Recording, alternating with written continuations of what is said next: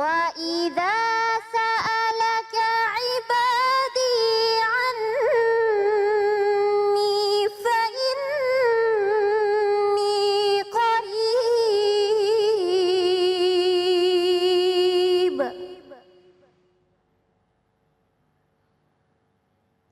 أجيب دعوة الداع إذا دعان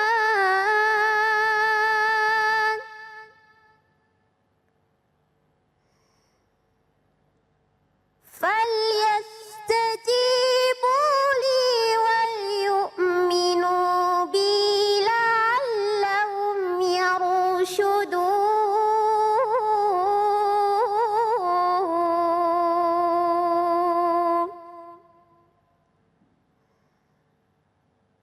صدق الله العظيم.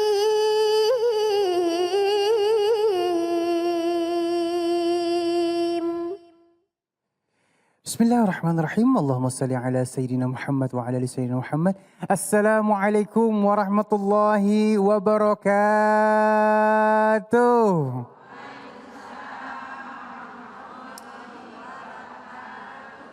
Ya baik, Alhamdulillah beralamin. Kembali lagi saya Ali Zainal menemani pemirsa di rumah di dalam Cahaya Hati Indonesia. Masya Allah ya. Dan insya Allah kita punya 3 tema yang sangat luar biasa. Yang pertama adalah rahasia agar doa terkabul. Wah Masya Allah ya. Dan yang kedua, bahayanya fitnah manusia. Dan yang ketiga, 4 musuh orang beriman. Bagus-bagus banget temanya. Dan insya Allah nanti kita akan bertemu dengan guru-guru kita yang dimuliakan Allah Subhanahu Wa Taala. Al-Habib Ghais Abdurrahman Assegaf, Al-Ustadz Erik Yusuf, Ustadz Fikri AZ. Dan nanti kita juga akan bertemu dengan guru kita Ustadz Syam untuk ngaji ya bersama beliau.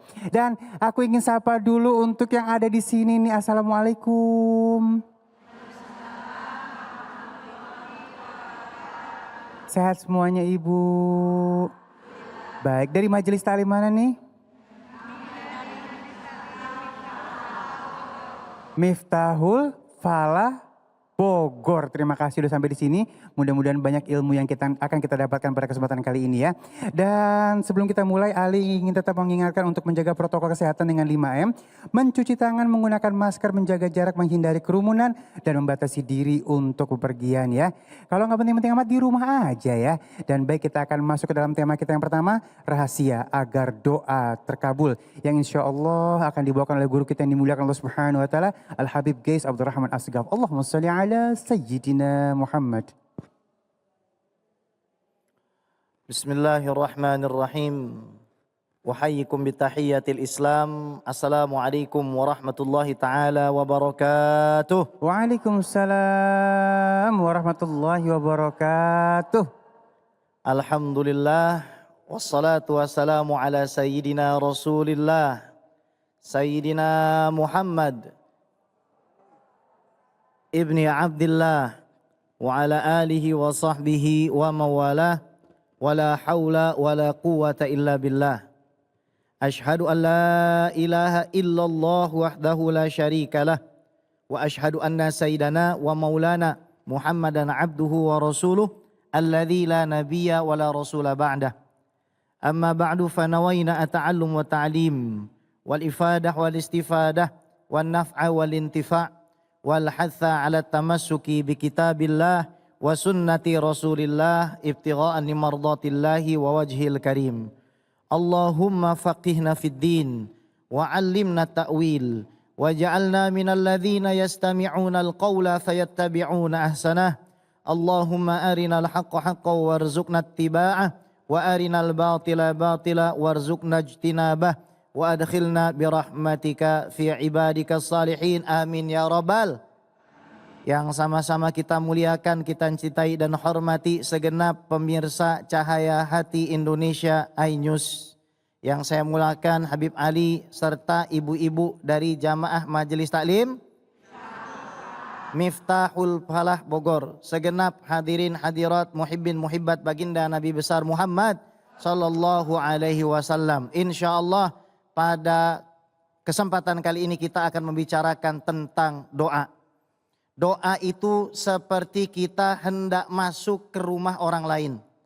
ada adab, tata krama sehingga kita bisa diizinkan untuk masuk ke dalamnya. Betul.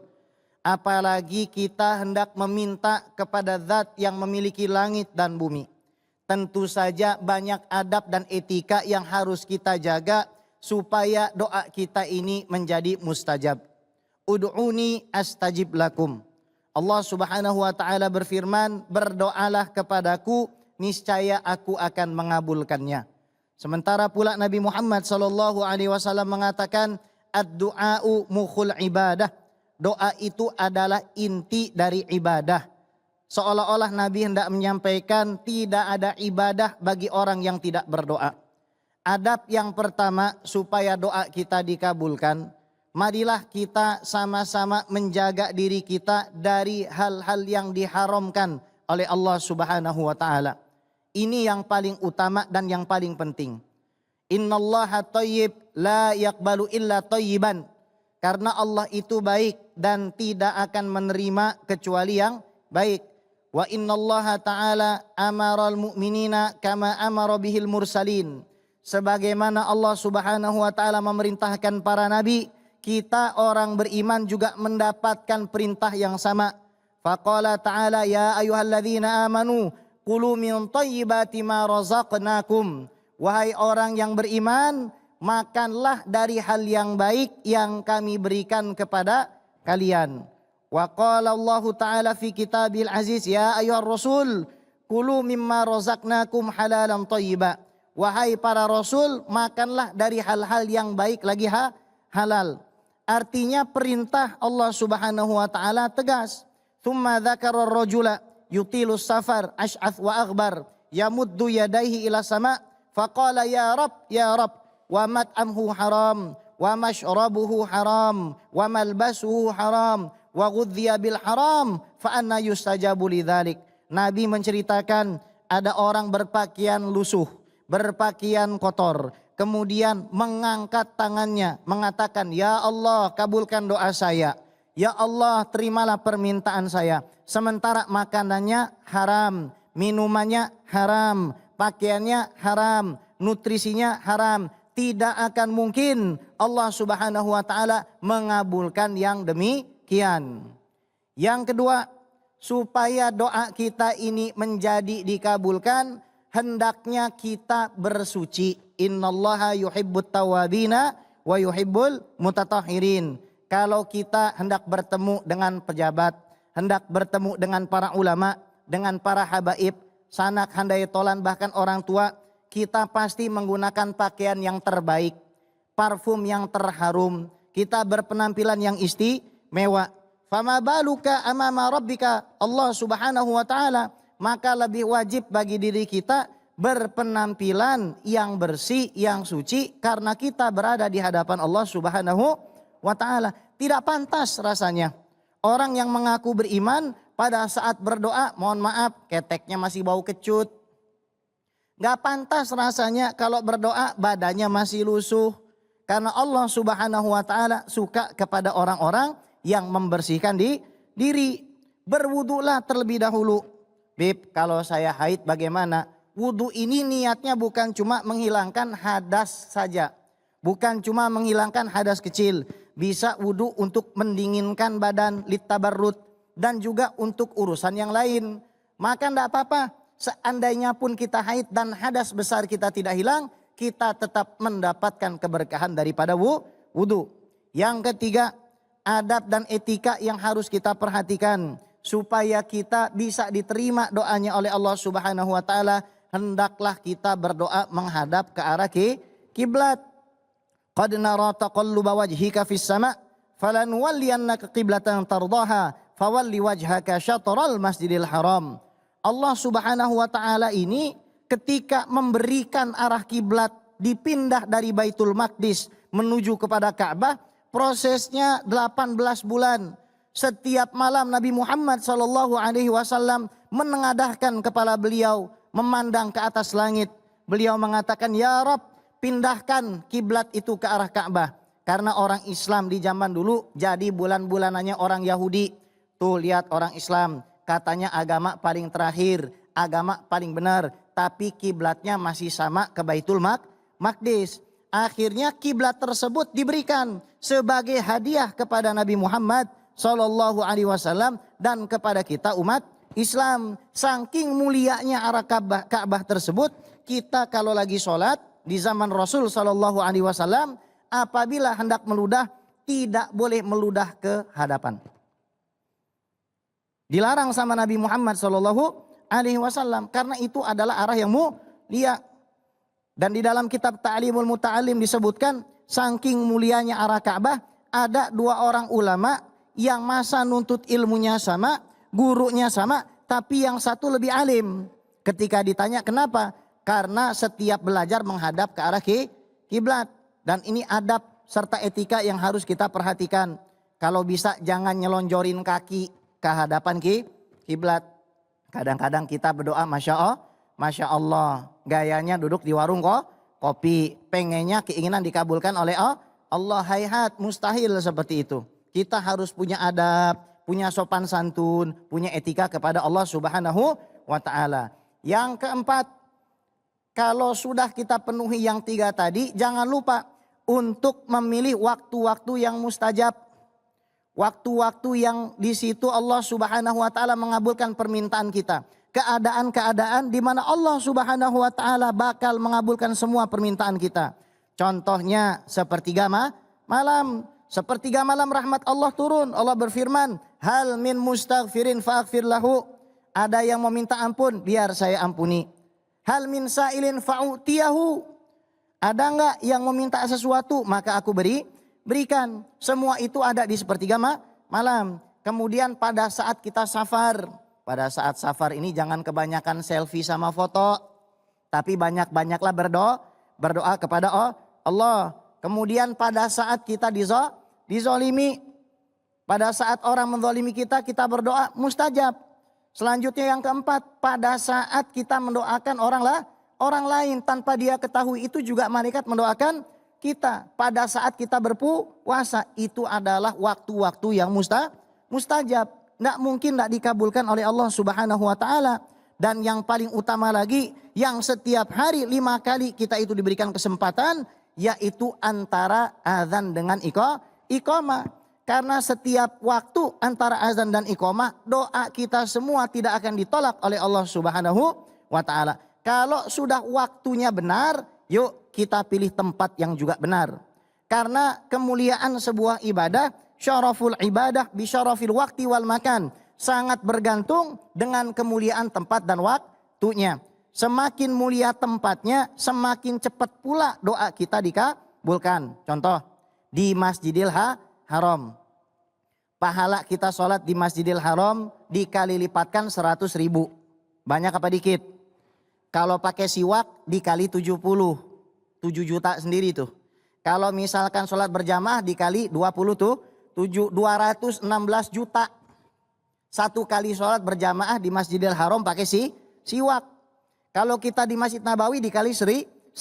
Di Masjidil Aqsa dikali 500. Ini adalah tempat-tempat yang mustajab. Kalau di Indonesia di mana? Majelis taklim.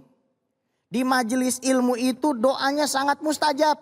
Yang pengen duitnya banyak, yang pengen hartanya melimpah, yang pengen disembuhkan penyakitnya, yang pengen diangkat derajatnya. Kata Nabi Muhammad sallallahu alaihi wasallam, "Ma ijtama'a qaumun fi baitin min buyutillah yatluna kitaballah wa yatadarasunahu bainahum illa nazalat alaihimus sakinah wa ghasyiyatuhumur rahmah wa haffathumul malaikah wa dzakarahumullahu fi man indah." Kalau orang duduk di majelis ilmu, membaca ayat Allah, mentadabburi ayat Allah, Allah akan turunkan sakinah, Allah akan berikan rahmah, Allah akan kumpulkan mereka dengan malaika, dan mereka akan dibanggakan oleh Allah Subhanahu wa Ta'ala di depan para anbiya, para syuhada dan solihin. Pada waktu itulah ayah dari Imam Al-Ghazali yang seorang tukang jahit berdoa. Beliau ini tukang jahit, tidak punya apa-apa, bukan habib, bukan ulama, bukan ustadz, bukan orang alim. Tapi beliau cinta majelis ilmu. Setiap ada majelis ilmu, beliau hadir duduk paling depan, menyediakan makanan dan minuman untuk para ulamanya. Seraya berdoa, "Ya Allah, jadikanlah salah seorang dari anak saya, kalau tidak Ahmad, ya Muhammad, menjadi ahli fikih tiada tanding sepanjang zaman." Bahkan sekarang ada artis yang menamakan anaknya Al-Ghazali. Belum tentu kalau kita mati besok ada orang mau menamakan anaknya dengan nama kita. Tapi kita lihat Imam Al-Ghazali, Masya Allah, ini membuktikan bahwasanya apabila kita meminta kepada Allah Subhanahu wa taala dengan adab dan etika, maka Allah akan mengabulkan semua permintaan kita. Kurang lebihnya mohon dimaafkan. Astaudiukumullah. Assalamualaikum warahmatullahi taala wabarakatuh. Waalaikumsalam warahmatullahi wabarakatuh. Masya Allah ya Habibi, terima kasih ilmunya. Bu, udah jelas Bu, akhlaknya harus ada, doanya, waktu mustajabnya ada. Insya Allah doa-doa kita diijabah semuanya. Amin ya rabbal alamin ya. Baik jamaah yang dimuliakan Allah Subhanahu wa taala, saat lagi kita akan bahas tentang bahayanya fitnah manusia.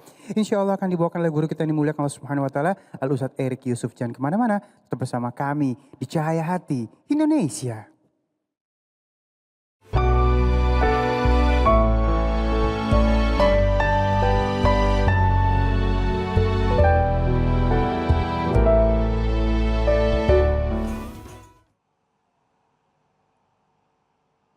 أعوذ بالله من الشيطان الرجيم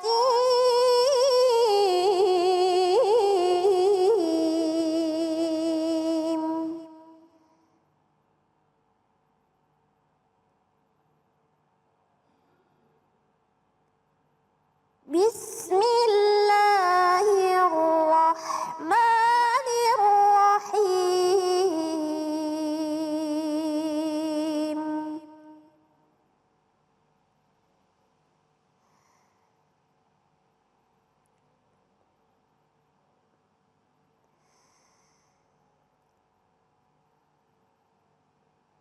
إن الذين يحبون أن تشيع الفاحشة في الذين آمنوا لهم عذاب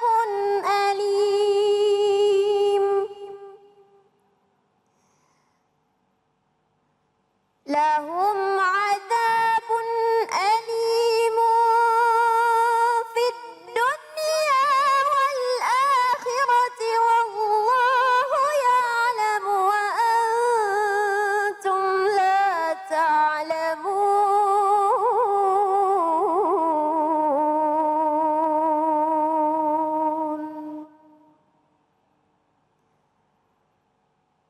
صدق الله العظيم.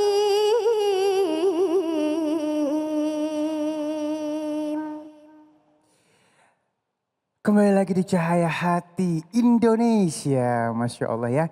Terima kasih Kaila, maha benar Allah dengan segala firman-Nya. Dan baik, kita akan masuk ke dalam tema kita yang kedua. Ini seru banget nih ya.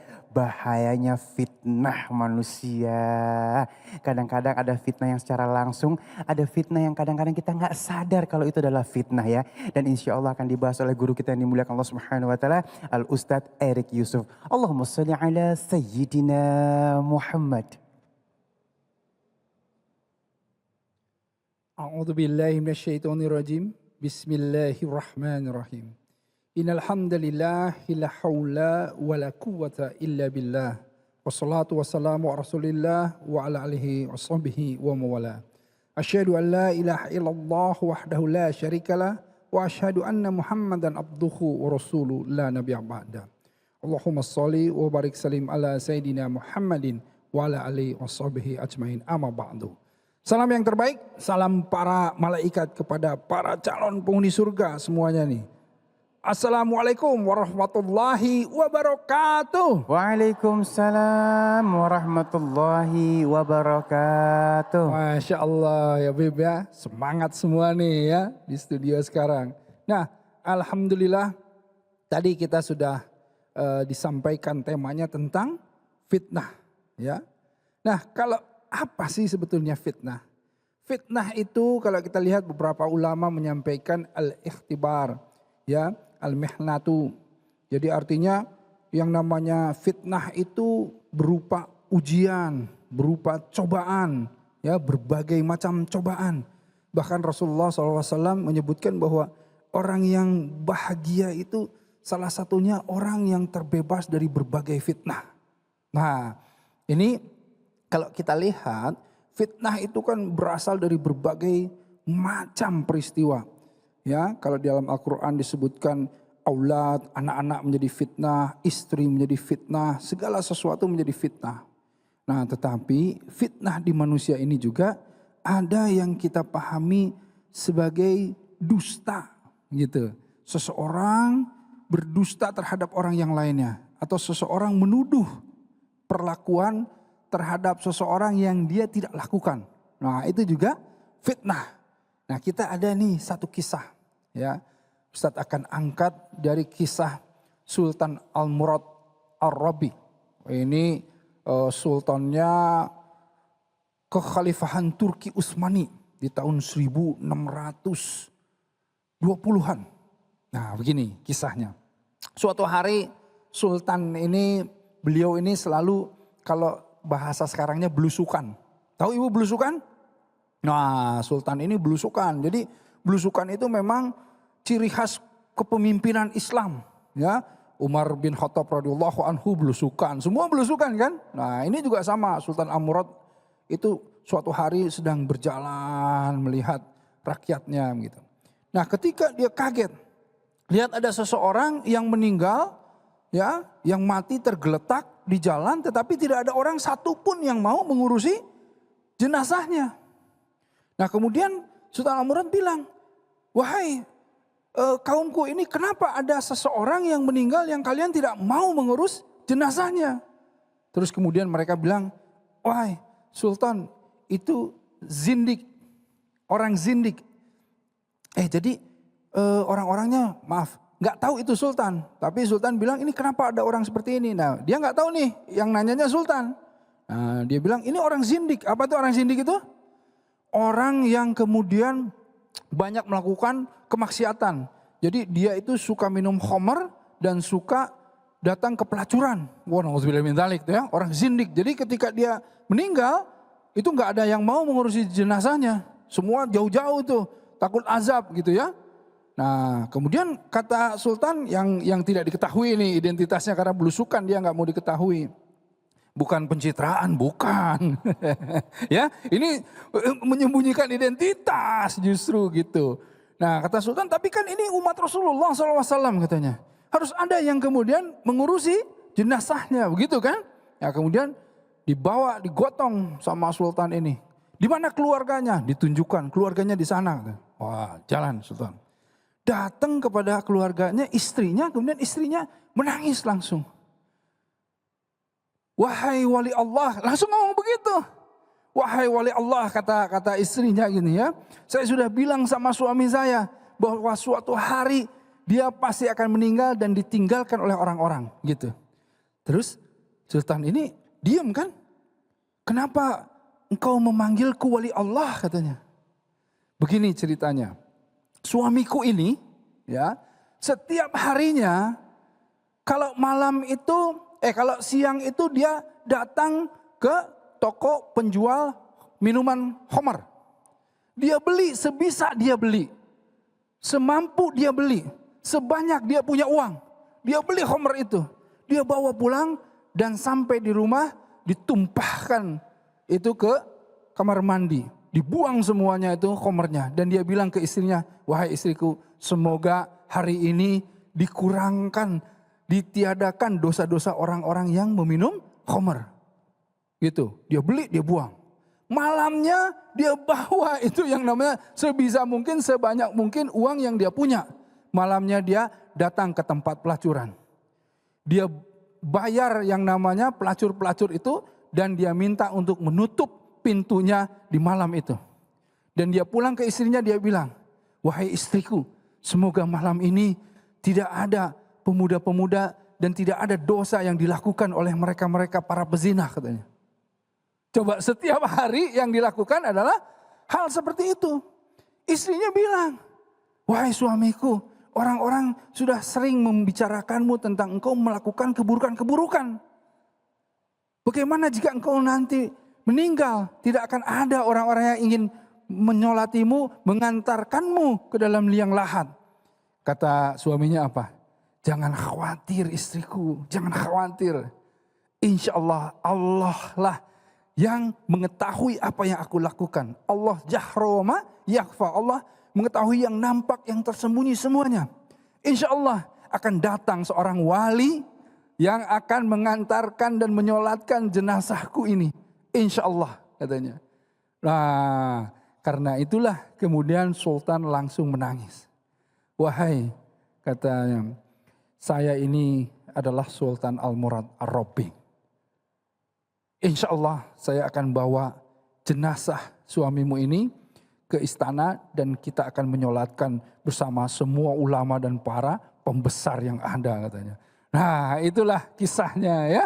Nah, jadi kalau kita lihat betapa kadang-kadang orang menilai orang lain dari hanya apa yang dia lihat. Dari apa yang hanya dia ketahui kasat mata. Tetapi belum tentu apa yang dilakukannya sesuai dengan apa yang kita lihat. Karenanya, ya ayyuhalladzina amanu istanibu katsiran minadh-dhonn. Inna ba'dadh-dhonni ismun. Hei orang-orang yang beriman kata Allah. Jangan kalian terlalu banyak prasangka. Karena ada dosa dalam sebagian prasangka. Inna ba'dadh-dhonni ismun. Dan apa lagi? Wala tajassasu. Nah ini tajasus ini. Tajasus ini apa? Kalau tadi itu berprasangka karena ngeliat ya. Wah ini nih orang suka beli Homer nih. Wah kan karena dia lihat berarti dia peminum kan gitu. Walaupun tadi ternyata belum tentu kan. Nah ini yang namanya tajasus. Yang namanya orang yang nyari kesalahan. Bahkan dia gak datang ke tempat minuman. Bahkan dia gak ngapa-ngapain pun gitu ya. Ini dicari-cari kesalahannya. Tajasus itu. Orang yang nyinyir, orang yang gak bisa lihat orang seneng. Orang yang pengen seneng di atas kesusahan orang. Ya, susah ngelihat orang seneng, begitu kan? Nah, ini tajasus. Makanya wala tajasasu wala yaktab ba'dhum ba'dha. Jangan kalian itu mencari kesalahan-kesalahan ya sesama kalian dan menggibahnya. Nah, orang yang nyinyir, orang yang seneng lihat orang susah, orang yang seneng nyari kesalahan orang ini tabiatnya tabiatus syaiton. Nah, ini kalau tabiat itu ada 4 tabiat. Ya. Ada tabiat hewan. Ya, tabiat hewan ini dia ini karakternya hanya makan, minum, terpuaskan dan masalah biologis. Nah, ini karakter hewan. Tapi ada juga karakter hewan pemangsa, pemburu. Wah, tipe-tipe pemburu nih, Bib. Tipe-tipe pemburu ini seperti apa? Tipe-tipe orang yang kemudian dia kalau seandainya melihat seseorang ingin kemudian menjatuhkan orang itu. Ingin mengalahkan orang itu. Ingin kemudian membuat dirinya menang. Merasa menang dengan segala macam cara. Nah itu yang namanya tipe pemburu, pemangsa. Gitu. Jadi dia pokoknya puas kalau seandainya dia mengalahkan orang aja. Gimana pun caranya. Ya. Nah kemudian yang ketiga adalah tabiatus syaiton. Nah, tabiat setan itu apa? Yang tadi itu, yang seneng lihat orang susah, ya, yang seneng lihat orang gelisah, khawatir, takut, jauh dari Allah, ngelihat orang maksiat seneng lihat orang. Nah, itu tabiat setan. Yang terakhir tabiat apa? Tabiat malaikat. Tabiat malaikat nih, insya Allah nih kayak ibu-ibu semua di sini nih, kayak pemirsa nih semua di sana nih. Apa tabiat malaikat? Tabiat malaikat itu tabiat yang senang melakukan perintah Allah. Ah gitu loh. Kalau udah taat masuk ke dalam perintah Allah, melakukan hal-hal yang Allah sukai, itu senang, itu tabiat malaikat. Nah karenanya apa?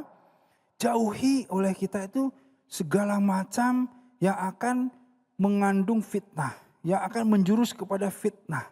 Ya, jadi jangan sampai kita itu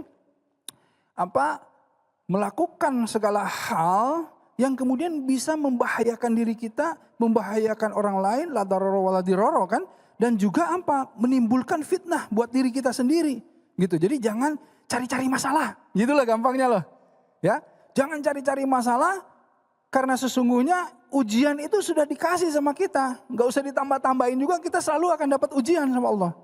Alladzi khalaqal mauta wal hayata liyabluwakum ayyukum ahsanu amala wa huwal azizul ghafur. Ya, jadi kita itu diciptakan yang mati dan yang hidup sama Allah untuk apa? Liyabluwakum ayyukum, untuk diuji sama Allah kalian itu. Apanya? Ahsanu amala. Siapa yang paling baik amalnya. Ya. Nah, karenanya ingat yang namanya fitnah itu karenanya bisa jadi seperti tadi tuh.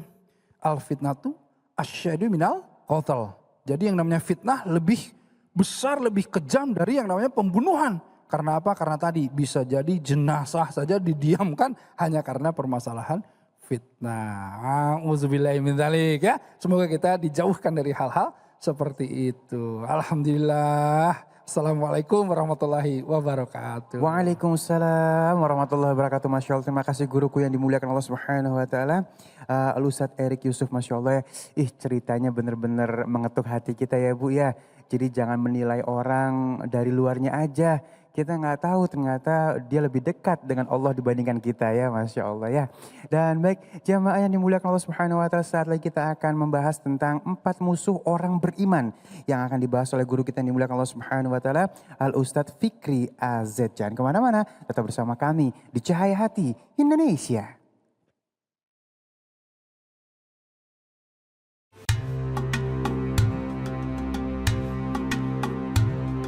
Setiap negara pastinya memiliki makanan khas masing-masing dengan cita rasa yang beragam. Misalnya saja Indonesia memiliki makanan khas yang digemari dunia seperti rendang, sate, nasi goreng, dan masih banyak lagi.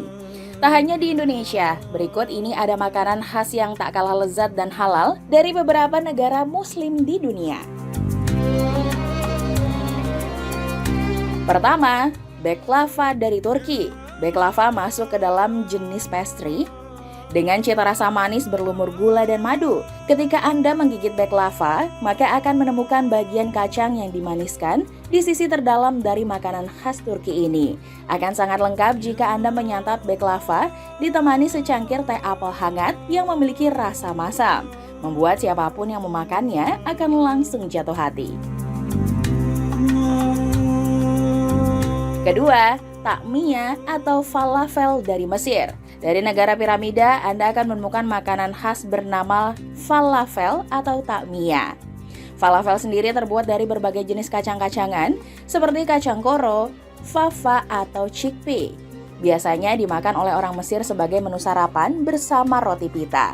Bentuk dari falafel sendiri menyerupai perkedel goreng yang berwarna gelap, tapi ketika dibelah akan terlihat warna hijau di bagian dalamnya.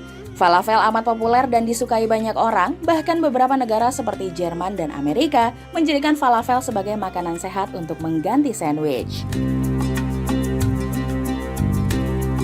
Ketiga, tagine dari Maroko. Boleh dibilang tagine merupakan makanan tradisional Maroko karena hidangan ini akan sangat mudah Anda temukan ketika berwisata ke sana. Memiliki rupa seperti semur yang dimasak dalam pot tanah liat berbentuk kerucut, tagine bisa dimakan langsung menggunakan potongan-potongan roti khas Maroko atau khobz untuk menyendok daging dan sayurannya.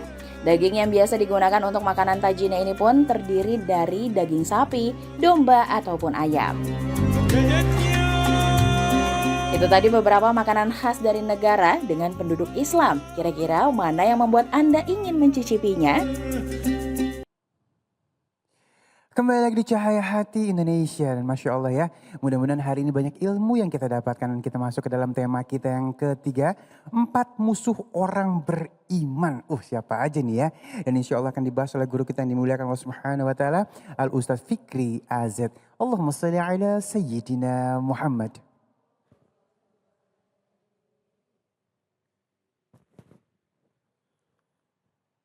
Assalamualaikum warahmatullahi wabarakatuh.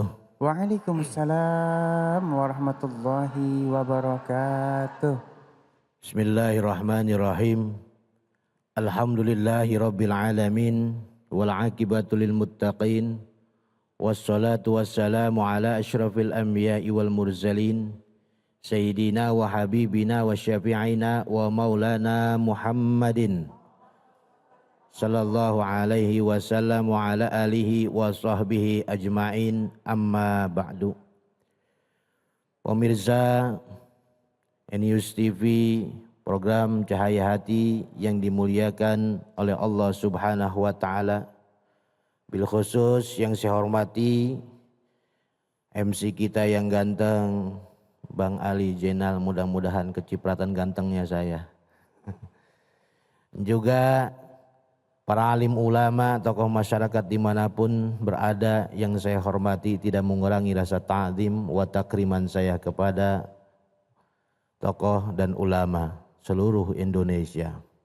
Juga ibu-ibu yang hadir jamaah pada kesempatan yang berbahagia ini.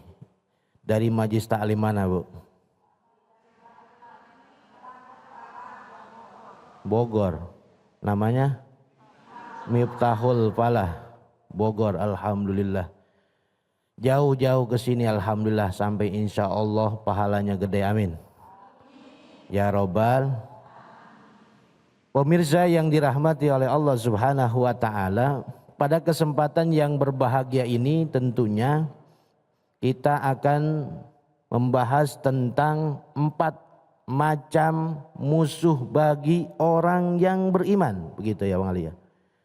Siapa saja yang menjadi musuh bagi orang-orang yang beriman. Nah, yang pertama yang akan menjadi musuh orang beriman, bahkan semua manusia, yaitu yang pertama duniawi. Apa Bu? Duniawi. Perlu sama duniawi? Perlu. Bagaimana bisa menjadi musuh ini duniawi, dan duniawi juga bisa jadi sahabat, tergantung daripada kitanya yang bisa memanfaatkannya. Yang kita bahas menjadi musuhnya sajalah. Kalau seseorang sudah menjadi budak dunia, menjadi hubud dunia, yuhibbunal dunya wa yansaunal akhirah, kata Nabi, kalau sudah mencintai dunia pasti dia akan lebih memikirkan dunia dan melupakan akhiratnya. Itu kalau orang sudah menjadi terlalu cinta dengan dunia, terlalu dengan cinta dunia. Bahkan dalam sebuah hadis Nabi dikatakan hubbud dunya kullu rasi rohatin, bahwa yang disebut dengan cinta dunia itu pangkal dari semua kesalahan. Artinya apa? Ketika seseorang sudah menjadi budak duniawi, semua sebagai segala macam cara pasti ia akan apa? Akan jalankan. Baik itu yang dia ambil yang haram atau yang halal, yang pasti dapat duniawi. Bahkan ketika menjadi seorang mempunyai dunia, tapi dia tidak akan apa? Tidak akan membuat manfaat buat dirinya. Makanya kata dalam Al-Quran dijelaskan itu bahwa orang-orang yang beriman ini, musuhnya adalah duniawi kalau tidak bisa membawa dunia tersebut. Bahkan kalau kita sudah masuk ke dalam duniawi, balik mulai daripada kerja, berangkat gelap, pulang gelap, sehingga melalaikan ibadah kepada Allah Subhanahu wa taala. Hati-hati, itulah yang disebut dengan duniawi yang menjadi musuh. Yang kedua, yang berapa? Kedua, musuh bagi orang yang beriman, ya Bang Ali, yaitu nafsu. Punya nafsu? Punya nafsu Bang Ali? Lah punya. Emang malaikat. Allah menciptakan manusia adalah makhluk yang paling sempurna dibandingkan dengan makhluk-makhluk yang lainnya. Malaikat Allah berikan hanya akal, tidak dikasih nafsu. Kalau malaikat dikasih nafsu oleh Allah, itu ibadahnya, baca tasbihnya, sholatnya, ntar dulu dah, ngopi dulu. Kalau punya nafsu. Itu malaikat. Makanya wajar malaikat itu tugasnya ibadah, yang sujud sampai ila yaumil qiyamah. Yang ruku sampai ila yaumil qiyamah. Ibadah dan ibadah terus. sampai akhir yaumil qiyamah. Ada juga makhluk Allah yang diberikan hanya nafsu. Siapa? Siapa, Bu? Siapa? Yaitu binatang, kambing, kebo, ya apalagi onta. Makanya itu kambing nggak punya cita-cita pengen jadi menteri. Itu kambing nggak ada ceritanya pengen berjamaah ke masjid. Nggak ada cita-cita pengen ngumpul di majlis taklim seperti ini, ngaji. Nggak ada cita-cita, nggak ada kepengen. Karena cuman diberikan nafsu saja. Hanya diberikan nafsu, jadi kerjaannya cuman makan, minum, tidur, buang air. Bahkan buka aurat pun kagak apa. Agak malu. Gak punya akal, sholat kagak terus, dan lain sebagainya. Itulah kerjaan binatang. Karena dengan apa? Diberikan nafsu saja. Tapi manusia ini bisa melebihi malaikat. Itu kalau manusia bisa mempergunakan akalnya, memimpin dirinya untuk taat kepada Allah Subhanahu wa taala. Karena kenapa? Manusia diberikan oleh Allah Subhanahu wa taala dua, yaitu akal dan nafsu. Dan musuh yang paling terbesar bagi orang-orang mukmin yaitu nafsu yang ada dalam diri kita. Musuh paling terbesar yang ada dalam diri kita nih, nafsu kita. Kalau kita bisa mengalahkannya, maka kita lebih mulia, lebih tinggi derajatnya daripada malaikat tuh. Lebih tinggi derajatnya, lebih mulia derajatnya dibanding malaikat. Kalau seseorang muslim sudah bisa mengendalikan hawa nafsunya, insya Allah selamat dunia dan akhirat. Ya, bahkan jihad paling besar itu apa? Kata Nabi, melawan hawa nafsu yang ada dalam diri kita. Paling besar jihad, pahalanya gede.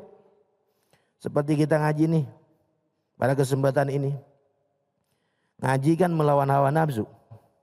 Kalau ngaji tidak melawan hawa nafsu, itu mungkin pahalanya kecil. Bahkan kalau Allah memperlihatkan pahala yang begitu besar ngaji ini, semua orang berbondong-bondong ikut ngaji. Bahkan tanpa diundang pun datang. Kalaulah pahala ngaji Allah perlihatkan.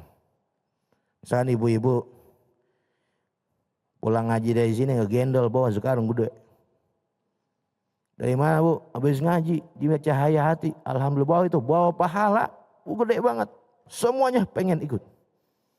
Berarti disitulah kita berhasil kalau kita melawan hawa nafsu ketika ngaji, lalu kita dengerin. Lalu kita ambil hikmahnya. Bukan hanya sekedar tontonan saja, jadikanlah jadilah tuntunan. Insya Allah bermanfaat. Amin. Tuh. Jadi nafsu ini, Bu, selalu mengajak kepada keburukan. Ya, selalu mengajak kepada keburukan. Nafsu itu selalu malas ngapa-ngapain. Ibarat kalau kata orang sekarang mah udah mager baik dah. Tahu mager, Bu? Bukan bikin pagar, bukan. Apa? Malas gerak. Kalau udah nyender main HP itu nafsu tuh. Udah waktunya sholat apa? Datang waktu sholat, ya alal falah. Kata nafsu, bentar dulu dah, tanggung. Masih chattingan, masih main Facebook. Ya, di Facebook itu kan banyak apanya. Kalau kita buka beranda apa baik dah. Apalagi ibu-ibu mah, ya bukan di sini, di sono. Dagangannya banyak banget di Facebook. Nafsu. Jadi bahaya kalau diri ini dipimpin oleh nafsu. Bagaimana caranya agar kita ini bisa mengekang hawa nafsu kita? Mengekang hawa nafsu itu diantaranya adalah dengan zikir kepada Allah dan puasa. Pemirsa Inus TV Cahaya Hati yang dirahmati oleh Allah Subhanahu wa taala, itu yang keberapa? Kedua. Yang ketiga musuh bagi orang beriman yaitu setan. Ustaz dah. Kenceng banget. Setan. Setan. Setan ada yang berwujud manusia, setan ada yang berwujud apa? Yang gaib, yang gak kelihatan, yang bisa masuk ke dalam hati. Setan yang bisa masuk ke dalam hati bisa membisikkan manusia. Seperti malaikat-malaikat pun sama Bang Ali. Bisa membisikkan ke dalam hati manusia, itulah yang disebut dengan ilham. Tapi kalau setan udah membisikkan ke hati manusia, itu was-was. Salatnya Allahu Akbar. Allahu Akbar. Itu was-was di hati. Itu bisikan setan. Itu bisikan setan. Makanya dalam Al-Quran dijelaskan, ya ayyuhalladzina amanu wa la tattabi'u khutuwati syaitan wa may yattabi' khutuwati syaitan fa innahu ya'muru bil fahsya'i wal munkar. Dalam Al-Quran dijelaskan, hai orang-orang yang beriman, janganlah kamu mengikuti langkah-langkah setan.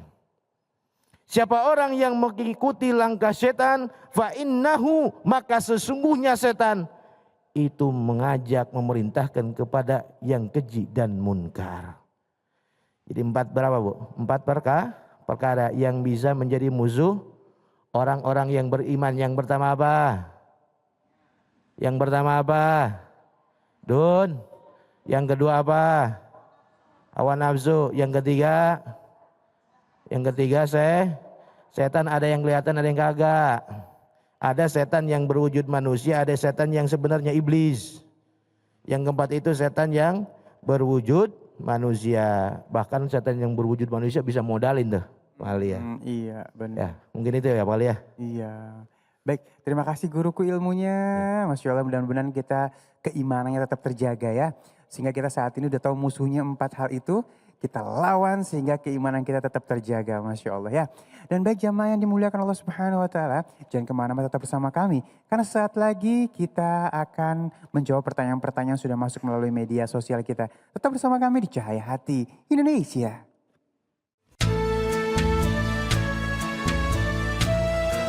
Sosok Rasulullah Shallallahu Alaihi Wasallam merupakan panutan bagi kita umat Islam di seluruh dunia, baik dalam beribadah maupun menjalankan kehidupan sehari-hari. Beliau pun sangat menyukai kesederhanaan dan selalu menghindari sifat tabaruj atau berlebihan. Hal itu pun bisa terlihat dari rumah sang Rasul. Lalu bagaimanakah penampakan secara keseluruhan dari rumah Rasulullah Shallallahu Alaihi Wasallam? Berikut Cahaya Hati Indonesia telah merangkumnya untuk jamaah di rumah. Rumah Rasulullah Shallallahu Alaihi Wasallam telah dihuni sekitar 14 abad dan tak ada yang tahu persis bagaimana bentuk aslinya. Tapi kita masih dapat melihat replika dari rumah Rasulullah di Museum The Messenger of Allah Exhibition yang berada di depan gerbang 8 Masjid Nabawi di Madinah yang setiap hari ramai dikunjungi para jamaah. Tak hanya rumah baginda Rasul, para jamaah pun dapat melihat dan mempelajari silsilah keluarga dari Rasulullah. Di dalam museum, rumah Rasulullah Shallallahu Alaihi Wasallam digambarkan berbentuk persegi panjang berukuran 5 x 4 meter yang beliau gunakan sebagai tempat istirahat sekaligus ruang serbaguna serta halaman rumah yang berukuran 3 x 4 meter. Dindingnya pun terbuat dari tanah liat dan beratapkan pelepah kurma. Setelah Rasulullah Shallallahu Alaihi Wasallam wafat, beliau dimakamkan di arah kiblat di kamar pribadinya. Tak hanya baginda Rasul, rumah beliau pun menjadi makam bagi sahabatnya Abu Bakar As-Siddiq dan Umar bin Khattab dengan jarak masing-masing 1 hasta. Saat ini pun bagian utara rumah masih terus menjadi tempat tinggal Aisyah hingga akhir hayatnya. Aisyah dimakamkan di Baqi dan setelahnya tak ada lagi penghuni di rumah Rasulullah Shallallahu Alaihi Wasallam. Demikian itulah potret rumah yang sangat sederhana dari Rasulullah Shallallahu Alaihi Wasallam. Tak ada kesan mewah di setiap bagiannya, meski beliau menjadi sosok yang mulia. Kembali lagi di Cahaya Hati Indonesia. Masya Allah, banyak sekali pertanyaan yang sudah masuk. Terima kasih ya. Dan ini sudah kita pilihkan yang sesuai dengan tema kita pada kesempatan kali ini. Baik, mohon kesediaannya guruku yang dimuliakan Allah Subhanahu Wa Taala, Al-Ustadz Fikri AZ. Ini pertanyaan dari media sosial dulu ya. Yang pertama ini datangnya dari Arga Khalif. Pertanyaan beliau adalah, apa sih arti mimpi bertemu dengan orang yang sudah meninggal? Sering banget jadi pertanyaan ini ya. Baik, silakan guru. Assalamualaikum warahmatullahi wabarakatuh. Waalaikumsalam warahmatullahi wabarakatuh. Baik, alhamdulillah tadi pertanyaan dari sahabat kita yaitu tentang bertemu dengan mimpi Bermimpi dengan orang yang sudah orang yang meninggal. sudah meninggal.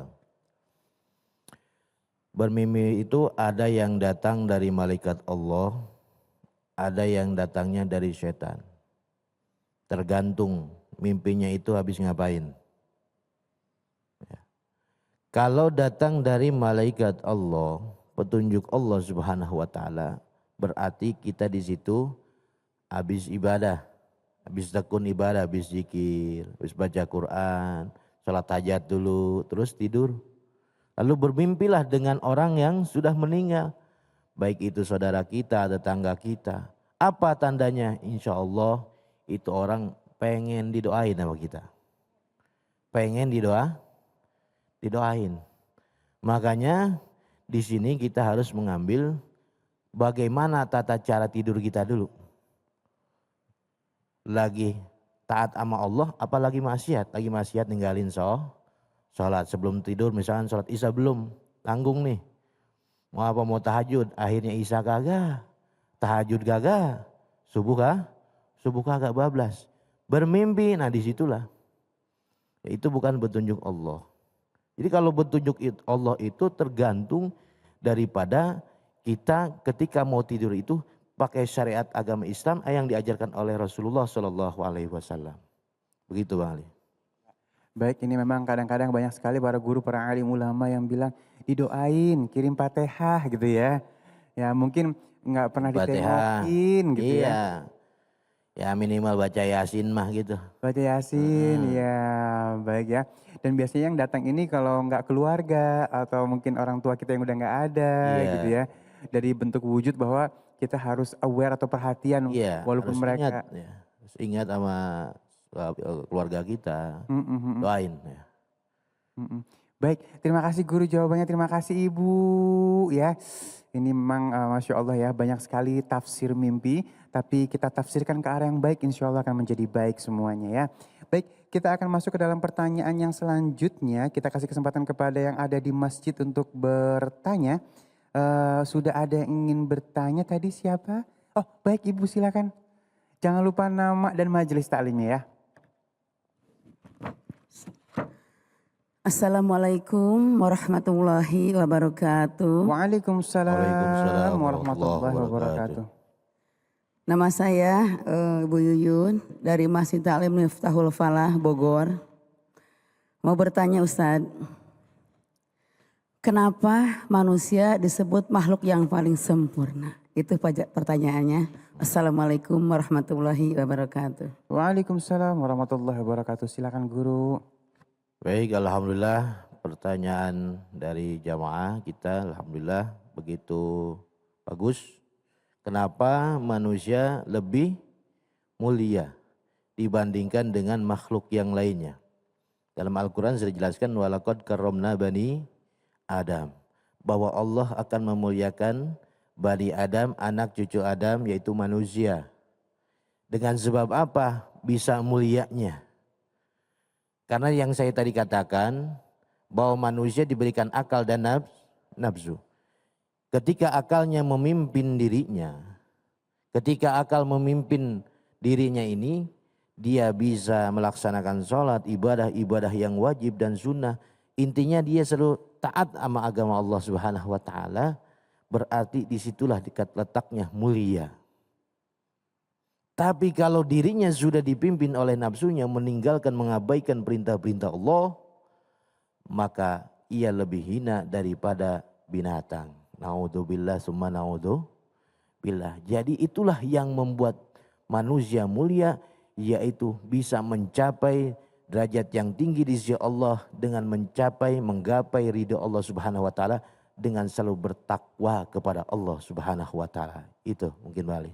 Ya baik, Masya Allah ya. Memang kalau misalnya ngomongin masalah sempurna, Kalau bener banget yang guru bilang tadi, kalau kita mau jadi orang baik sempurnanya melebihi daripada malaikat ya guru ya. Iya. Nah kalau misalnya mau jadi orang jahat, kita bisa lebih jahat Lebih daripada jahat iblis. dari binatang. Dari binatang ya. Iya. Di situ kesempurnaannya guru Iya. ya. Ini makanya kita harus jaga-jaga terus guru ya. Iya. Oh, jangan sampai nafsu menguasai semuanya. Iya, semuanya kan kita diberikan akal untuk berpikir. Mhm, Kalau mau mimpi, kalau akal ini yang memimpin diri kita, insya Allah mhm, kita akan selamat. mhm. Selamat. Kita akan bisa apa? Menjalankan hidup ini yaitu dengan apa yang diperintahkan Allah Subhanahu wa taala. Baik. Baik, memang kalau ngomongin masalah kesempurnaan ini kadang-kadang kita ini harus waspada karena sempurnanya kita berbuat jahat pun akan membahayakan buat diri kita ya. Iya, membahayakan diri sendiri, balik diri ke sendiri. Mhm, Bukan hanya orang lain, ke diri sendiri. Orang yang berbuat dolim, mhm, sebetulnya dia mendolimi diri sendiri. mhm. Kenapa? Dia akan dimurka oleh Allah Subhanahu Wa wa taala. ta'ala. Baik, terima kasih guru jawabannya. Dan baik jamaah yang dimuliakan Allah Subhanahu wa taala, semoga kita terus menjadi makhluk yang sempurna, Amin, ya Allah. ke arah yang lebih baik lagi ya. Amin, ya Allah. Dan dijauhkan dari hal-hal yang buruk. Amin ya rabbal alamin. Baik, kita akan masuk ke dalam pertanyaan yang selanjutnya untuk guruku yang dimuliakan Allah Subhanahu wa taala. Al Ustadz Erik Yusuf ini dari media sosial dulu ya guru ya. Ali izin bacain. Ini dari @maya_22. Makasih Maya ya. Ustadz, semua orang Islam masuk surga walaupun yang hanya ada setetes imannya. Nah, bagi muslim yang karena ini jadi menyepelekan ibadahnya gimana? Yang penting ingat Allah aja katanya gitu. Masya Allah Iya. ya. Ini pertanyaan keingintahuan yang besar gitu Iya. ya. Iya. Alhamdulillah. Izin ya Ustadz Fikri. Gini. Kan kalau kita lihat ada ayat فَمَا يَعْمَلْ مِسْقَالَ ذَرَّةٍ خَيْرًا يَرَهُ وَمَا يَعْمَلْ مِسْقَالَ ذَرَّةٍ شَرًّا يَرَهُ. Jadi Allah itu seberat debu atau biji zarrah ini akan kemudian dikembalikan kepada kita. Apakah itu amal kebaikan? Kembalilah kebaikan. Apakah itu keburukan? Kembalilah keburukan. Kan begitu. Nah, tadi disebutkan ada setitik iman.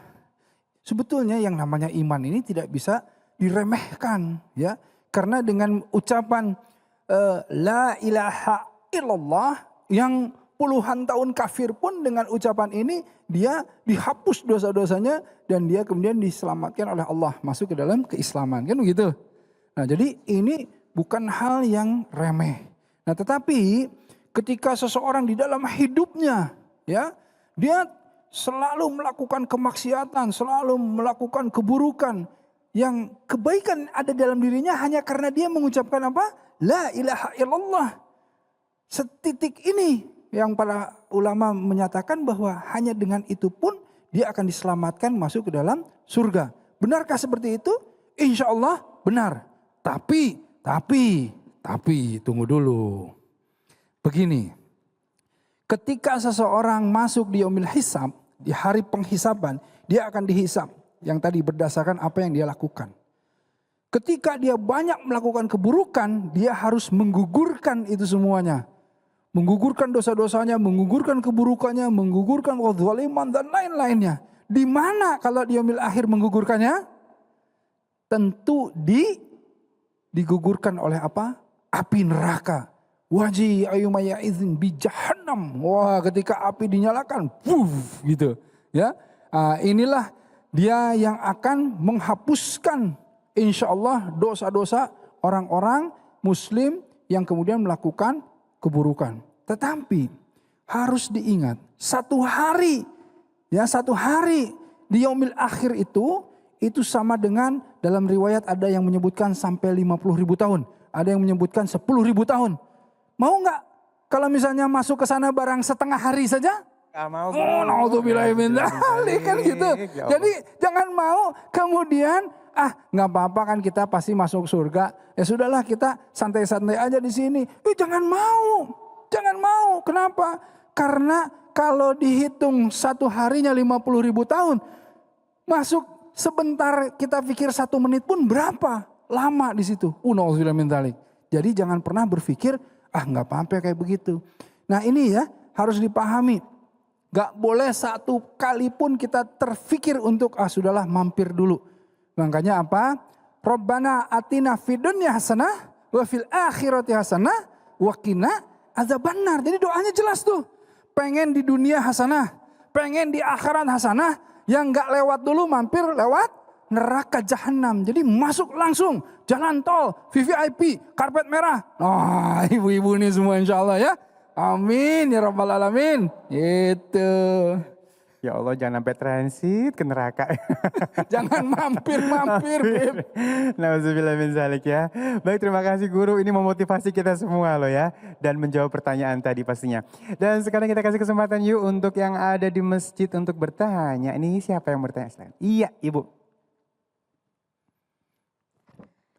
Assalamualaikum warahmatullahi wabarakatuh. Waalaikumsalam warahmatullahi wabarakatuh.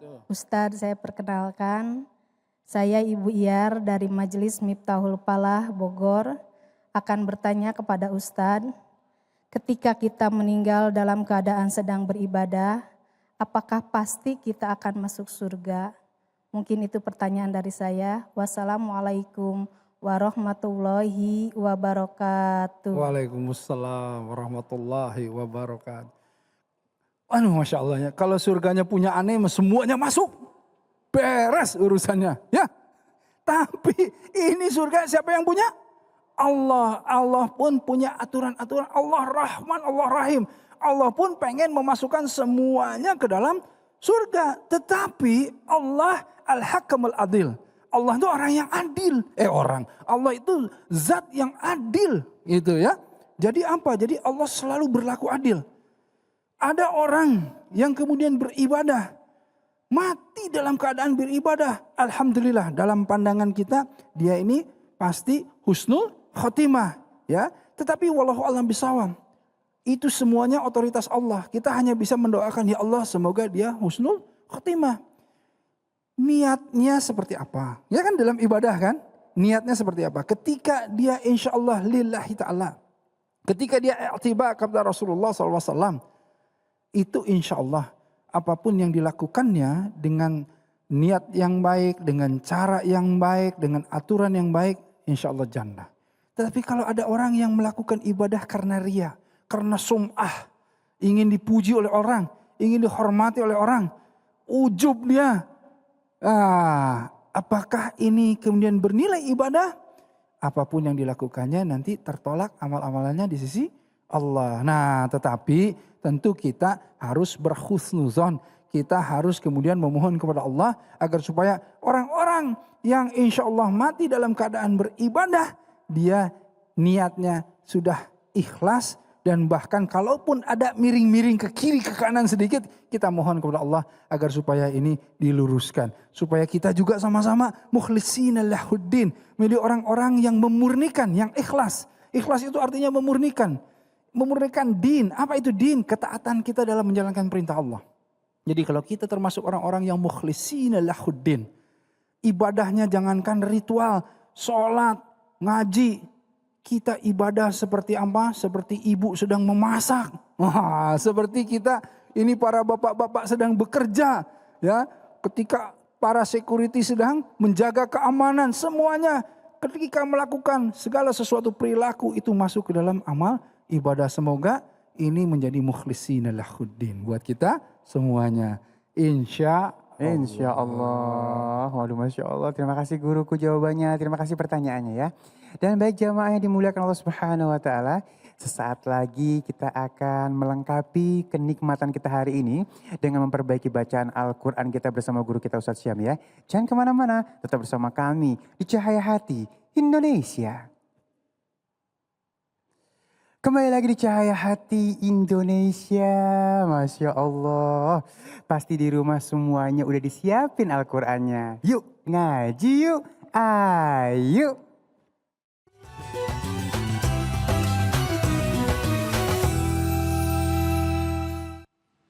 Bismillahirrahmanirrahim. Alhamdulillahirabbil alamin.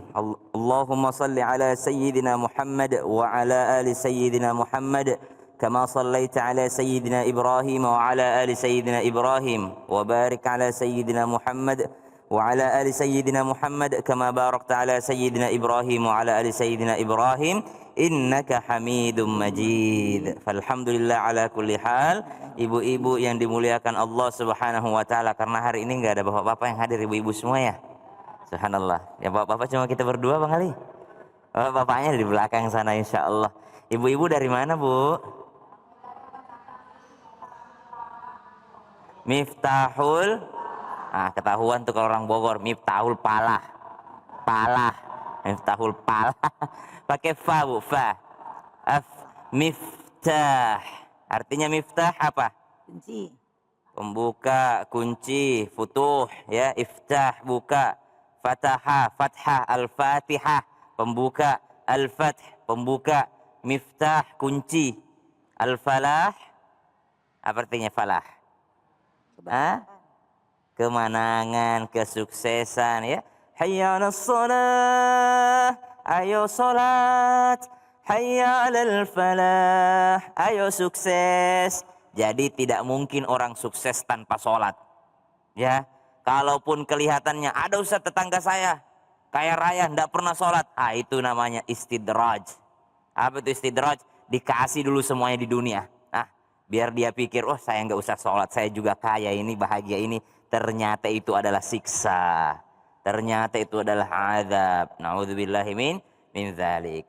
Paling enak itu kalau dapat harta, dapat rezeki, tapi rezekinya membawa semakin dekat kepada Allah. Bukan semakin jauh dari Allah. Sama kayak ibu-ibu, dapat rezeki sehat, dapat rezeki umur, dipakai umur dan sehatnya datang ke sini belajar ngaji.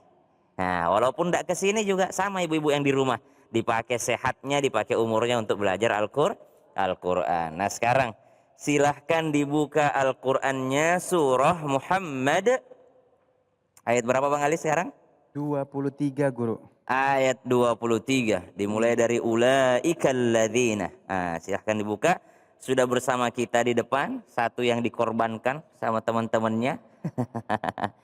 Assalamualaikum Bunda. Waalaikumsalam.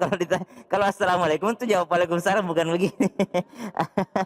Assalamualaikum Bunda. Waalaikumsalam warahmatullahi wabarakatuh. Wa idza hayyitum bi tahiyyatin fahayyu bi ahsana minha aw rudduha. Kalau kasih salam balas yang sama atau lebih baik darinya. Jadi kalau assalamualaikum jawabannya waalaikumsalam warahmatullahi. Tapi panjang ya. Hukumnya memberi salam sunnah. Hukumnya menjawab salam Wajib. wajib. Jadi ada ulama kalau lewatin orang tidak mau beri salam. Kalau ada orang ngumpul dia lewat aja. Ditanya sama muridnya, wahai kiai, wahai guru, wahai syekh, bukannya memberi salam itu dapat pahala karena sunnah? Kenapa engkau tidak pernah memberi salam kalau hadir? Apa jawabannya? Karena saya takut memberikan dosa. Maksudnya, ya kalau saya kan sunnah, tidak saya lakukan juga tidak apa-apa. Tapi kalau dia tidak jawab, dia berdosa. Saya takut kalau saya salam, dia tidak jawab, dia berdosa. Subhanallah. Maka saya dari tadi belum pernah salam ya Bu ya. Dari tadi saya belum salam-salam. Saya khawatir kalau Ibu belum enggak jawab. Sekarang saya salam ya. Assalamualaikum warahmatullahi wabarakatuh. Waalaikumsalam warahmatullahi wabarakatuh. Masya Allah. Kalau mau lebih panjang lagi, wa maghfiratuhu wa ridwanuh. Itu wa barakatuhu wa maghfiratuhu wa ridwanuh. Lebih lengkap lagi itu dalam kitab dijelaskan. Nah, alhamdulillah itu kalau udah tahu hukumnya tuh lebih semangat tuh. Jawab salamnya Bang Ali. Biasanya enggak ogah-ogah. Salam. Salam. Dia merasa kalau udah ada yang jawab udah terwakili. Ya, silahkan Bunda dibuka. Ibu namanya siapa, Bu? Ibu Haja Musni.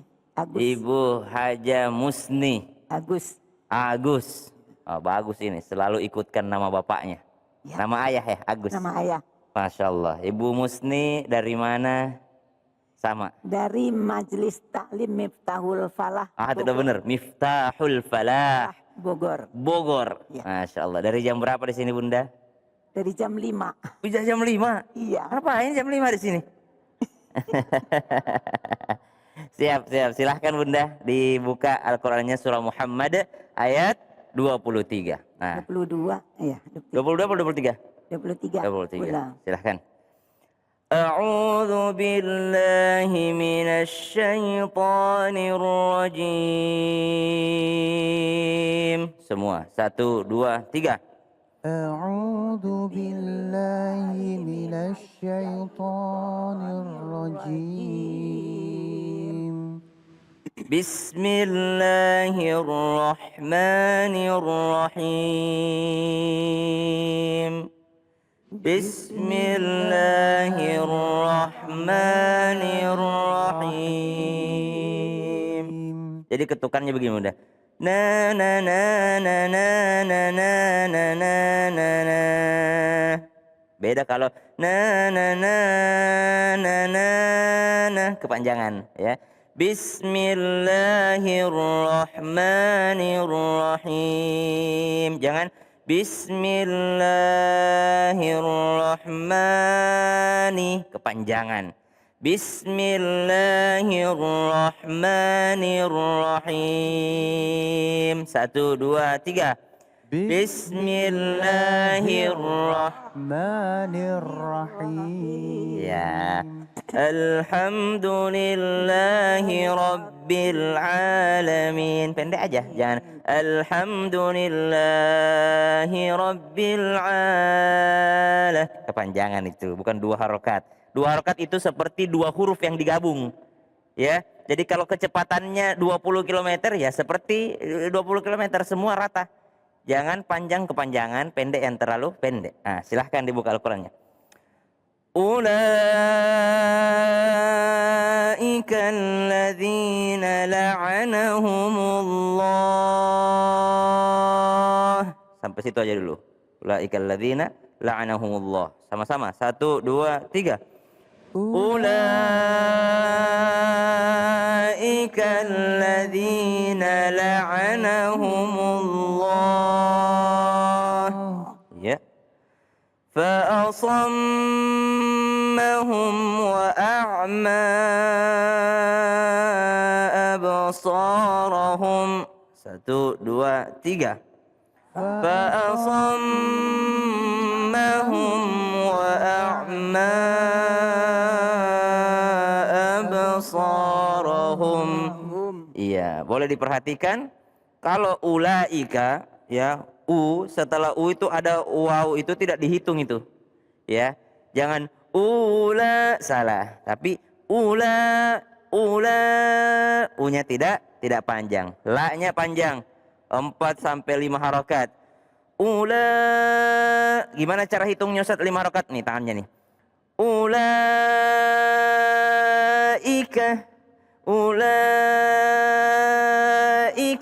ya, tak tak tak tak tak. Ulaika alladzina la'anahumullah. Silahkan Ibu sendirian dulu. A'udzubillah.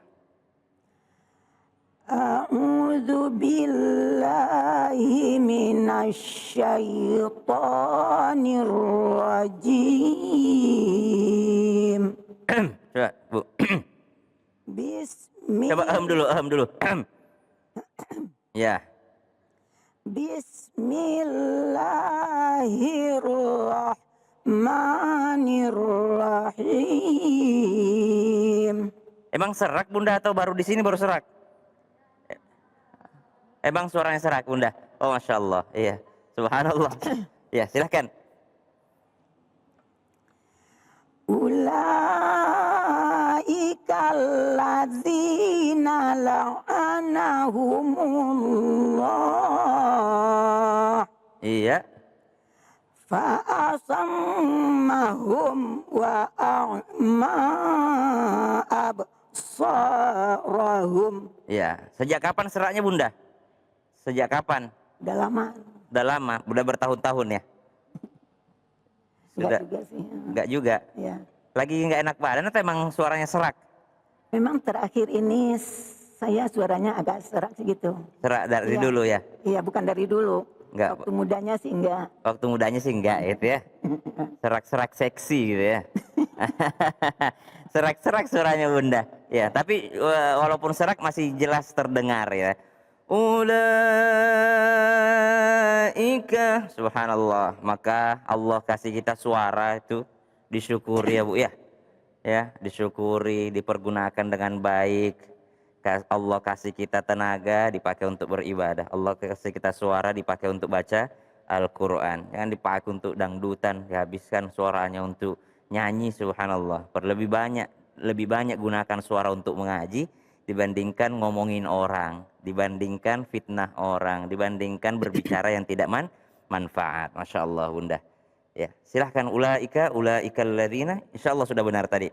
Ulaika 5 harokat ya. Silahkan ada mic-nya di situ. Silahkan bunda. Fadhal. A'udzubillah.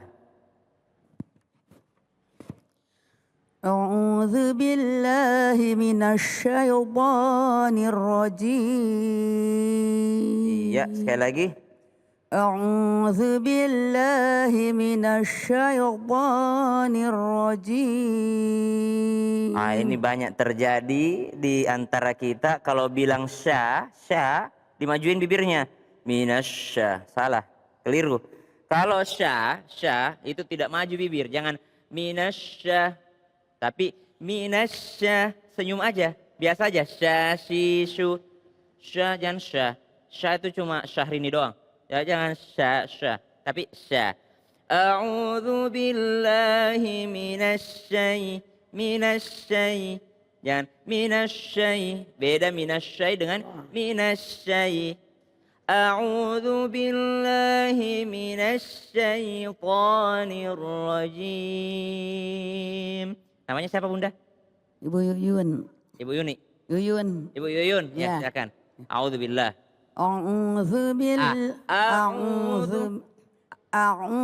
billahi minasyaitonir rajim. Ya, minasyai, jangan maju bibirnya. Minasyai jangan.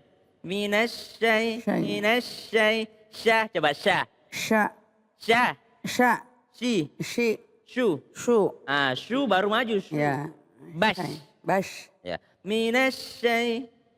A'udzu billahi minasyaitonir rajim.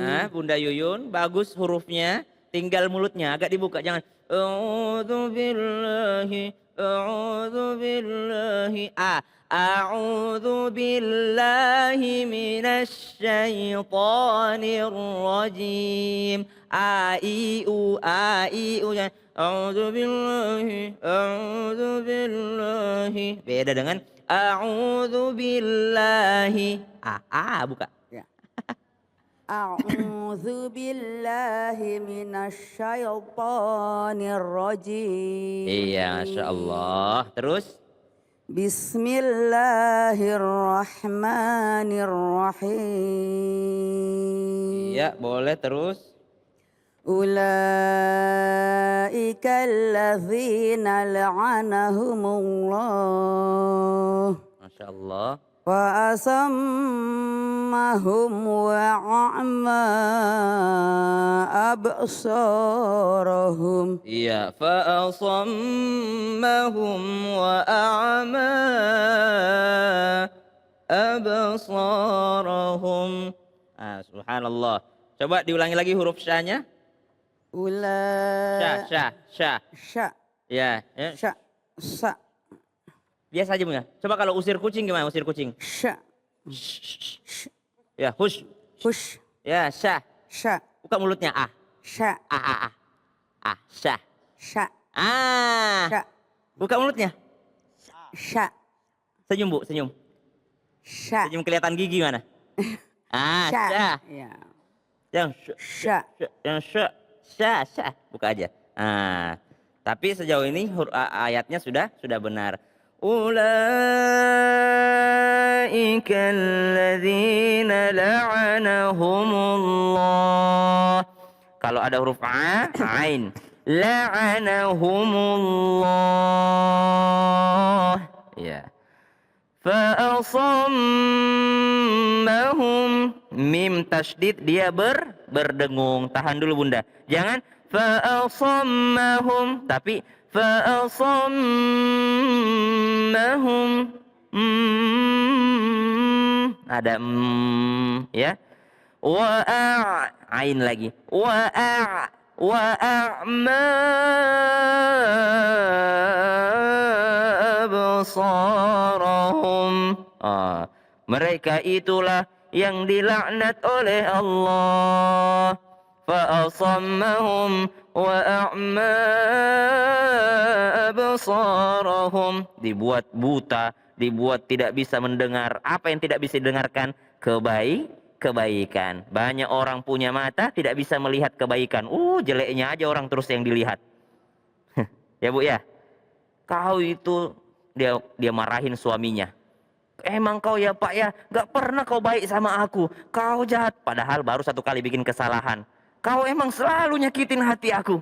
Padahal baiknya masih jauh lebih banyak. 10 tahun menikah, baru satu kali bikin salah dibilang 10 tahun kau jahat sama aku. Padahal baru satu kali bikin salah.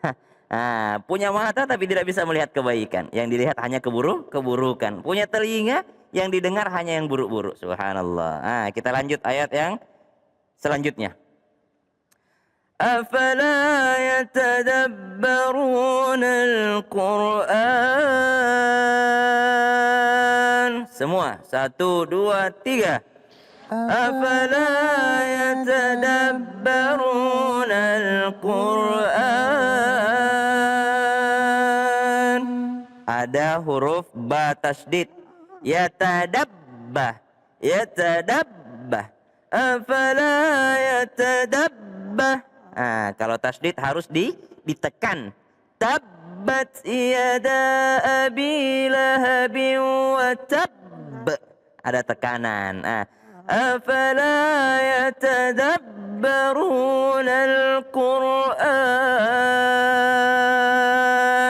Silahkan Ibu Musni. Fadlal. Afala yatadabbarunal Qur'an. Allah. Am ala qulubin aqfaluha. Am ala qulubin aqfaluha. Masya Allah, saya doakan lekas sembuh ya. Insya Allah, karena ngajinya bagus sebenarnya. Emang gurunya ya? Yang sering ngajarin ngaji ya barangkali ya? Insya Allah. Saya doakan semoga ini ya, bisa bersih kembali insya Allah tenggorokannya. Coba Ibu yang di sini nih, ada mic-nya juga tuh. Silahkan Bu. Pasti itu mic untuk bertanya kan Bu. Tapi saya gunakan untuk Ibu baca Quran. Coba apalah ayat yang kedua. Ya? Ayat yang kedua. Ya, yang kedua. Auzubillah.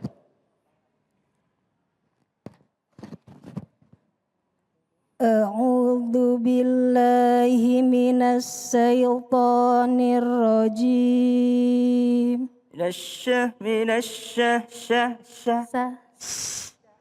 Namaku siapa, Bu? Siapa namaku? Sama namaku siapa? Ustaz Sam. Bukan Ustaz Sam, Syam. Syam. Minasy. Ya. A'udzu billahi minasy syaithanir rajim. Masya Allah, mantap. Jadi Masya Allah pakai sya, Insya Allah pakai sya juga. Nah, syaiton juga pakai sya, minasyaiton. Nah. Bismillahirrahmanirrahim.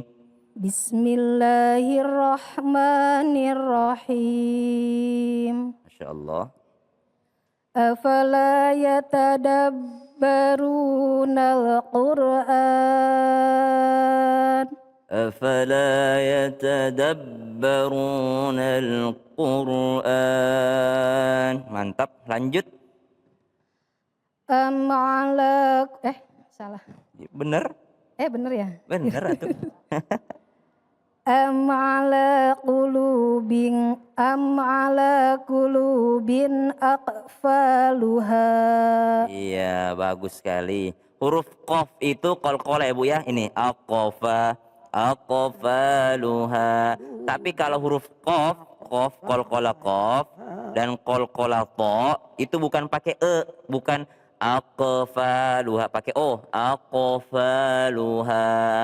Jadi qul a'udzu birabbil falaq, bukan falaq, bukan jangan qul a'udzu birabbil falaq, salah. Tapi qul a'udzu birabbil falaq, pakai أم على قلوب أقفالها أفلا يتدبرون القرآن. Kenapa kalian tidak mempelajari Al-Quran? Kenapa kalian tidak bisa memahami Al-Quran? Am ala qulubin aqfaluha. Apa karena hati kalian sudah tertutup, sudah mati? Subhanallah. Jadi yang bikin kita tidak bisa ngaji, Bu, itu bukan karena akal yang rendah, tapi hati mungkin yang sudah mulai tertutup. Jadi coba kita bersihkan hati kita buka Al-Quran, kita nikmati Al-Quran, insya Allah lebih mudah lagi mempelajarinya. Semoga Allah selalu bersihkan hati kita. Allahumma arhamna bil Quran. Allahumma arhamna bil Quran. Terima kasih Ustaz Syam ilmunya, Masya Allah ya. Dan baik jamaah yang dimuliakan Allah Subhanahu wa Ta'ala, jangan kemana-mana, tetap bersama kami di Cahaya Hati Indonesia. Assalamualaikum warahmatullahi wabarakatuh. Jamaah yang dirahmati oleh Allah, insya Allah ya, disebutkan bahwa kaifa yataki ma la yadri man yataki. Bagaimana kita bisa tahu bahaya yang menimpa diri kita kalau kita tidak mengetahui apa sebetulnya bahaya itu sendiri. Nah, karenanya ingat, ketika fitnah itu datang, ujian, cobaan, kita mesti ada ilmunya untuk menghadapi itu semuanya. Kita harus memilih. Kita harus menempatkan diri kita di tempat yang tidak menimbulkan bahaya. Tidak membuat segala sesuatu menjadi bahan gibah orang, bahan fitnah orang. Karena kita luruskan segala sesuatunya insya Allah dengan niatan lillahi ta'ala. Dengan cara i'tiba kepada Rasulullah SAW. Dengan aturan Al-Quran dan Sunnah. Insya Allah akan selamatlah kita dalam perjalanan kita dunia wal akhirah. Assalamualaikum warahmatullahi wabarakatuh.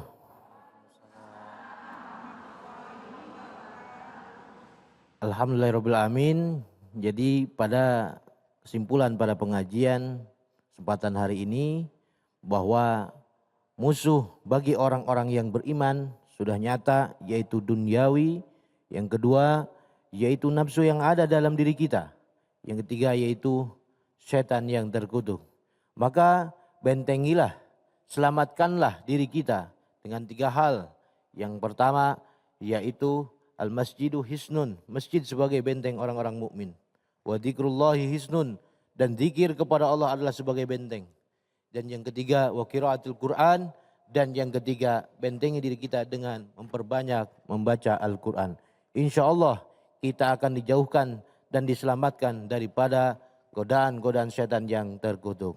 Mudah-mudahan bermanfaat. Sekian, terima kasih. Assalamualaikum warahmatullahi wabarakatuh. A'udzu billahi minasyaitonir rajim. Bismillahirrahmanirrahim. Hamdan syakirin, hamdan hamidin, hamdan na'imin, hamdan mustaghfirin. Hamdan yuafi ni'amahu wa yukafi'u mazidah. Ya Rabbana lakal hamd kama yanbaghi li jalali wajhikal karim wa 'azimi sultanik. Subhanaka la nuhsi thana'an 'alaika anta kama athnaita 'ala nafsika falakal hamdu hatta tarda wa lakal hamdu idza radita falakal hamdu ba'da ridha. Allahumma salli ala sayidina Muhammad wa ala ali sayidina Muhammad al-fatih lima ughliq wal khatim lima sabaq nasiril haqqi bil haqq wal hadi ila siratikal mustaqim wa ala alihi haqqa qadrihi wa miqdarihi al-azim. Allahumma lakal hamdu syukra wa lakal mannu fadla wa anta rabbuna haqqa wa nahnu 'abiduka riqa wa anta lam tazal lidzalika ahla. Allahumma ya muyassir kulli asir wa ya sahiba kulli farid wa ya jabira kulli kasir wa ya muqawi kulli dha'if wa ya mughni kulli fakir wa ya ma'mana kulli makhif yasir alaina kulli asir fataysirul asir alayka yasir. Allahumma ya man la yahtaju ila al-bayani wa tafsir hajatuna ilaika kathir hajatuna ilaika kathir hajatuna ilaika kathir wa anta alimun biha wa basir wa khabir. Rabbana atina wa ati walidina fid dunya hasanah wa fil akhirati hasanah wa qina adzaban nar. Wa sallallahu ala sayidina Muhammad wa ala alihi wa sahbihi ajma'in walhamdulillahi rabbil alamin. Alhamdulillahirabbil alamin. Terima kasih guru-guruku yang dimuliakan oleh Allah Subhanahu wa taala. Al Habib Qais Abdurrahman Assegaf, Al Ustadz Erik Yusuf, Ustadz Fikri AZ, Ustadz Syam, terima kasih ilmunya, dan Keila terima kasih juga. Dan terima kasih untuk seluruh jamaah yang sudah hadir di masjid dan pemirsa yang ada di rumah. Dan Ali ingin memberi peringatan kembali untuk terus menjaga 5M, mencuci tangan, menggunakan masker, menjaga jarak, menghindari kerumunan, dan membatasi diri untuk bepergian. Kalau nggak penting-penting amat, di rumah aja. Saya Ali Zain undur diri. Assalamualaikum warahmatullahi wabarakatuh. Waalaikumsalam warahmatullahi wabarakatuh. Allahumma salli ala sayyidina Muhammadin tibbil qulubi wa dawaiha wa afiyatil abdani wa shifaiha wa nuril absari وضيائها وعلى آله وصحبه وسلم اللهم صل على سيدنا محمد طب القلوب